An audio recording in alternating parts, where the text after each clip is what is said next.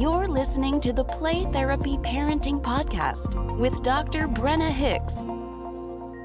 Hi, I'm Dr. Brenna Hicks, the Kid Counselor. This is the Play Therapy Parenting Podcast where I give you insight, awareness, and enlightenment about your parenting and your relationship with your kids. In today's episode, we are diving into the first pillar of child-centered play therapy. So we're going back to the basics, hitting curriculum from ground zero all the way up. Everything we talk through will serve as a foundation, and then future content will build upon what we learn in the earlier episodes.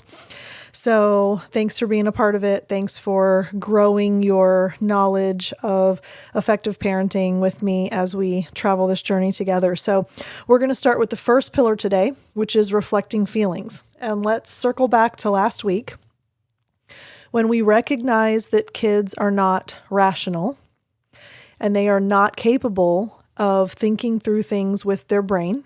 They feel things with their heart. If we recognize that, and we talked about we have to meet them in their world, not expect them to come to ours, right? So keeping all of those considerations in mind, it becomes really important that we reflect their feelings because they are emotional beings.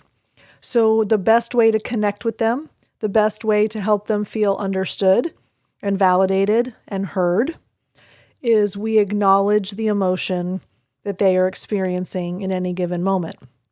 Because we can't acknowledge what they're thinking about because they're not thinking. So we can't expect them to understand a thought, but we absolutely can help them make sense of their feeling. And we will talk through how that builds an emotional vocabulary.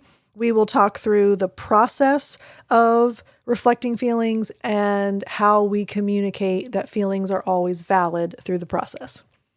The path to calm, confident, and in control parenting starts now.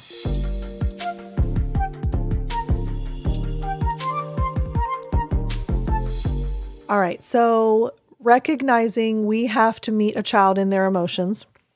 And let's discuss that a little bit further. We know that kids are an emotional roller coaster most often, right? So they can go from happy to angry to surprised to sad to vengeful in 18 seconds, it seems like.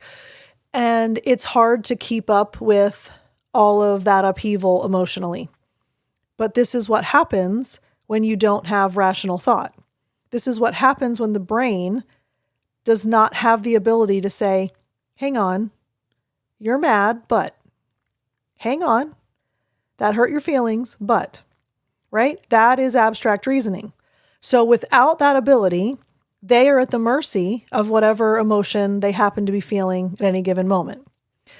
So to build an emotional vocabulary for them is crucial. And let's be frank for a second, not that I'm ever unfrank, but let's be frank using the cliche. We have to keep in mind that kids don't have an emotional vocabulary, but many adults have never developed one. All right. How many adults do you know that punch their fist through a door or a drywall piece when they're mad? How many adults do you know giggle when they're nervous?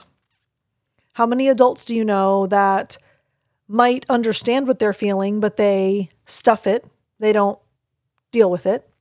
Or they express an emotion, but it's not actually the one that they're feeling because they really have no clue what they're actually feeling. And I have more examples. That was just a handful, right? So emotional vocabulary is developed, it is built, it is a learned acquisition. Recognizing that, the more that we use the reflecting feelings pillar with our children, the better their emotional vocabulary becomes. So when we understand the value of telling a child the emotion that they are expressing and having that as a dialogue point, it becomes a way for them to do two things that are required in an emotional vocabulary. They have to be able to accurately identify their feeling first, and then they have to effectively communicate their feeling next. They both have their own skill set. And there are lots of people that do one and not the other. Unfortunately, there's lots of people that do neither. But for those that can do one, often they can't do the other. So an emotional vocabulary is crucial for children so that they understand themselves. They can then communicate their needs, because your needs can never be met unless you understand your feelings and you express them. So when we reflect feelings to a child, it's a very simple process. We start with the word you. We share with them the emotion that we think they're feeling. And we follow it up with a qualifier if it makes sense to do so. It's just as effective to just say you and the emotion and stop there as well. But sometimes a qualifier is helpful. Here are some pitfalls. The first is many parents will say, I can tell that you, it seems that you, I know that you, I can imagine that you, etc., as a preface or an intro to reflecting feelings. Start with the word you. You are excited. You are frustrated. We don't have to preface it with anything, because if we start with you, the child receives that it's very clearly us connecting with them. It's a very important distinction when a sentence starts with you, that your focus is that person. For good or for bad, right? It can be an accusation. You always, whatever. By the way, you probably know this by now, but unless it's intentional, an absolute's usually a lie. So saying you always, you never, those are almost always untruths. So just be careful and guard against using absolutes unless you are intentional about them. So if you truly mean that you always should do something, that would be an appropriate time to use an absolute. But I'm back on track now. Okay. So when we say you something, it's very clear where the focus of our attention is. But if we preface it with anything else, it dilutes the power of the feeling reflection. So you are whatever the emotion is. We get the cue of what the child is feeling from their eyes. Look into your child's eyes and determine what the feeling is. Next week, we're going to talk about expanding your emotional vocabulary, because many of us get stuck in happy, sad, mad, and scared. So if you are one of those, I only can think of 4 emotions at any given time, hang on till next week. I'll help you out with that. But you want to make sure that you are identifying what the child is feeling through their eyes, and then you say it back to them. You're annoyed. You're angry. You're proud. You're glad. And what this does is it helps the child understand, when I feel this way inside, I now have a word for it. Let me let that sink in for a second. Kids experience emotions in their bodies. We call that somatic. So when a child is feeling an emotion, which they feel emotions all the time, there's a body sensation that goes with it. They don't understand what that body sensation means most of the time. They don't have a word for it. They don't know how to articulate it to anyone, but they feel it. So when we say you are emotion, now all of a sudden there's a connecting point. Oh, okay, when I feel this way inside, now I know what the word is. So there's the accurate identification of the feeling. Then in the future, when they're feeling that same thing and they know the word, then they effectively communicate to someone. I'm really proud that I got an A. I'm really excited I get to go to Grandma's house. I'm frustrated that he took the toy from me. It's hugely beneficial to a child to develop an emotional vocabulary, but it comes from you using the reflection of feeling pillar to help them get to that point. Okay, so that is really important. We also have to keep in mind that as we are reflecting feelings, The goal is to not be concerned that we might get it wrong. If we look into the child's eyes and we give it our best shot, a child will always correct you if you are off track.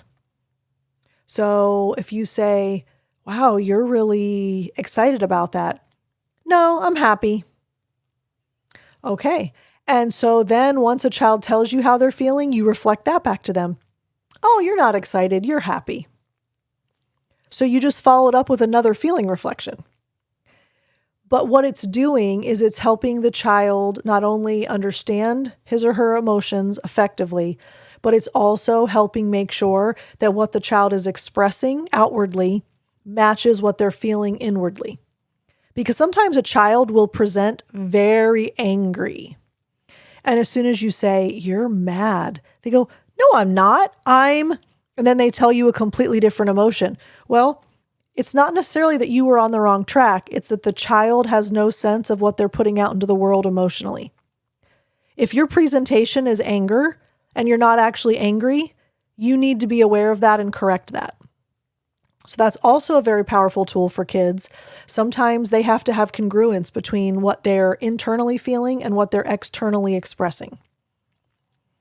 All right. And then last thought is feelings are always valid. So even when a child is experiencing huge emotions and therefore huge behavior, we can always, absolute on purpose. See, there we go. We can always reflect a child's feeling because their feelings are always valid. Sometimes behavior is unacceptable. And that's when we get into limit setting, but that's the next pillar. So you're going to have to wait a little while. But we always validate the feeling and reflect it back to them because it immediately diffuses the intensity of the emotion for the child. They feel heard. They feel understood. They feel accepted. And then it helps them better communicate and express in the future. So feelings are always valid, even negative ones. That is a huge piece of this because we tend to reflect happy feelings and then we tend to set limits on negative feelings. But every emotion is valid on both sides of the emotional spectrum. Whether it's a happy one or a sad one, it doesn't matter. It is still valid. It is still part of the human emotional repertoire.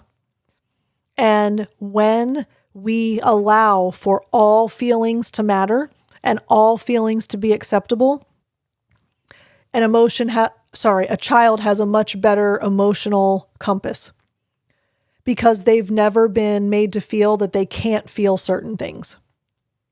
This whole notion of that's not something to cry about. Don't you dare get upset about that. That is not something that should make you cry. I'll give you something to cry about. Boys don't cry. You need to be tough. Wipe those tears off your face. All of that. And don't feel guilty if you're one of those parents that says that, okay? We parent the way we were parented, and my guess is that people said that to you when you were a kid. But here's how we break the cycle. What we say is, you're really upset that happened. And what that does is it gives kids permission to feel the whole scope of human emotions. And they develop an emotional vocabulary. They develop an emotional IQ. They allow themselves to be emotionally vulnerable. They don't stuff their emotions. They don't hide them. They don't hide from them. This is healthy to deeply feel, deeply know, and appropriately express your feelings. And this is why the reflecting feelings skill is so important. So, first pillar of the child-centered approach, I hope that you find that helpful. Here's your challenge this week. At least every day this week, spend a second looking at your child's eyes and reflect a feeling back to them. At least once a day. If you want to be an overachiever, go multiple rounds in one day. But that's an easy goal, one emotional reflection per day for a week. See what happens. See how your child receives it. Here's my disclaimer. Your kids are not used to this. And certain kids are not going to like this new approach that you're going to use. So please do not get defeated and please do not get disheartened. And if your kid goes, "Stop telling me how I feel," don't let that get in the way of your use of a skill that needs to be used. So you reflect that they don't like it. See the beauty of this? You reflect a child's feeling. He gets mad and tells you to stop and says that it's stupid that you keep telling him how he feels. And then you reflect that he's mad. There is a never-ending opportunity to reflect feelings to our kids. So if it doesn't go the way you hope and your child doesn't just receive it with a smile or with a nod or with understanding, don't let that stop you.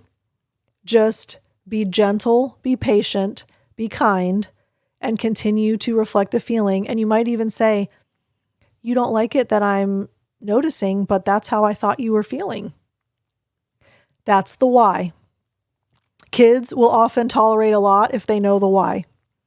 And if it's something as simple as, "I thought that's how you felt," they really can't argue with that. They may not like it, but they can't argue with it. So don't let that deter you. Keep reflecting feelings. It's important. But at least once a day, that's my challenge for you. So I would love to hear from you. If you would like to reach out to me, Brenna@thekidcounselor.com, you can send me a question that I can answer on air, or you can just post to me a scenario or something that's going on, and I'm happy to give you some feedback. Also, if you would like to sign up for my newsletter, you can go to playtherapyparenting.com and you can get on the email newsletter list, and then you'll be kept aware of everything that I'm putting out in the way of helpful content to you as parents. So I'm very grateful for you. I'm hoping that this encourages you to pay attention to your kids' emotions this week. I think you will see that it serves you and your family really well. So take care. Talk again soon. Bye. Thank you for listening to the Play Therapy Parenting Podcast with Dr. Brenna Hicks. For more episodes and to subscribe to our newsletter, please go to www.playtherapyparenting.com.